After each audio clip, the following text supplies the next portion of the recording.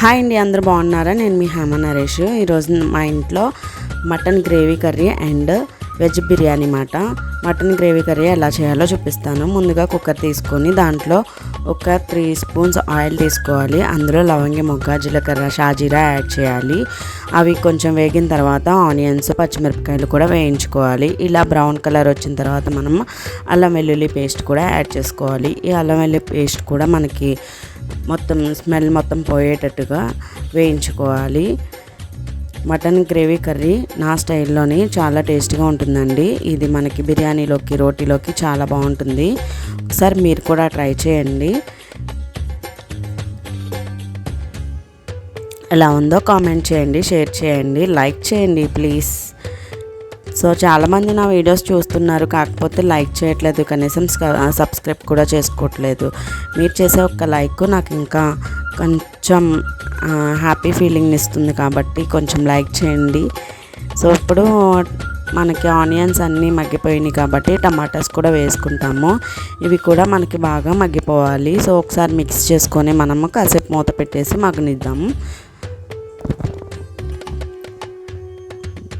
Veg biryani కూడా చేశాను నేను, కానీ దాన్ని షూట్ చేయడానికి నాకు టైం కుదరలేదు. సో అందుకే ఈరోజు అయితే మీకు ఈ మటన్ గ్రేవీ కర్రీ చేయడం చూపిస్తున్నాను. నెక్స్ట్ టైము వెజ్ బిర్యానీ ఎలా చేయాలో కూడా మీకు చూపిస్తాను నా స్టైల్లోని.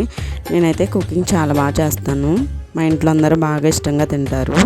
సో మనకి టమాటాలు కూడా మగ్గిపోయినాయి. ఇప్పుడు పసుపు, సాల్ట్, కారము మనకి రుచికి సరిపడినంత వేసుకుంటాము. ఈ 3 కూడా. కొంచెం స్పైసీగా తినేవాళ్ళు కారం ఎక్కువ వేసుకోవచ్చు. నేను కొంచెం మా పిల్లలకి కూడా పెడతాను కాబట్టి నేను కారం కొంచెం తక్కువగానే వాడతాను. సో ఇప్పుడు ఈ మటన్ మొత్తం బాగా క్లీన్ చేసుకున్న తర్వాత కొంచెం హాట్ వాటర్లోని కొంచెం సాల్ట్, పసుపు వేసి అందులో ఒక 10 మినిట్స్ వదిలేయాలి మటన్ని. సో ఇప్పుడు మనకి మొత్తం క్లీన్ అయిపోయిన మటన్ని ఇప్పుడు ఈ ఆనియన్స్ దాంట్లో కూడా మనం యాడ్ చేసేసుకుంటాము. ఇప్పుడు మసాలా పౌడర్ వేసుకొని బాగా మిక్స్ చేసుకోవాలి.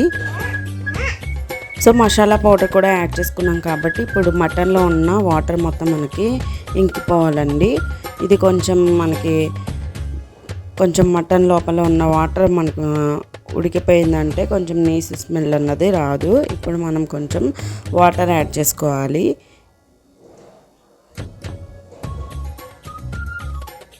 ఈ వాటర్ మనము ముక్క మునిగేలాగా వేసుకోవాలండి. కొంతమందికి ఎంత వేయాలన్నదే తెలియదు కాబట్టి చెప్తున్నాను. సో ముక్క మనకి వాటర్లో కొంచెం మునిగేటట్టుగా అలా అని ఫుల్గా నిండిపోయేలాగా వేసుకోకూడదు, మళ్ళీ మనకి గ్రేవీ అన్నది బాగా పలుచగా అయిపోతుంది.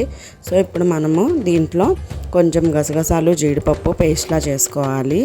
సో ఇది కూడా వేసుకొని మిక్స్ చేసుకోవాలి. ఇప్పుడు కొంచెం పుదీనా వేసేసుకుంటాము. సో నా దగ్గర ఈరోజు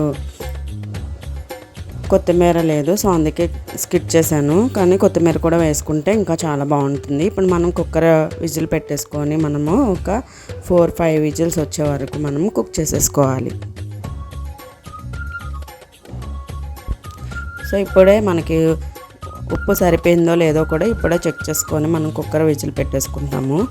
సో మొత్తం కుక్ అయిపోయింది. దీన్ని కొంచెం గ్రేవీ లాగా చిక్కబడేలాగా కుక్కర్ విజిల్స్ అయిపోయిన తర్వాత కూడా మనం ఒక 5 మినిట్స్ మనము కుక్ చేసుకోవాలి. అంతే అండి, సింపుల్గా టేస్టీగా మనకి కుక్కర్లోని మటన్ గ్రేవీ కర్రీ రెడీ అయిపోయింది. Please subscribe my channel. Thank you అండి.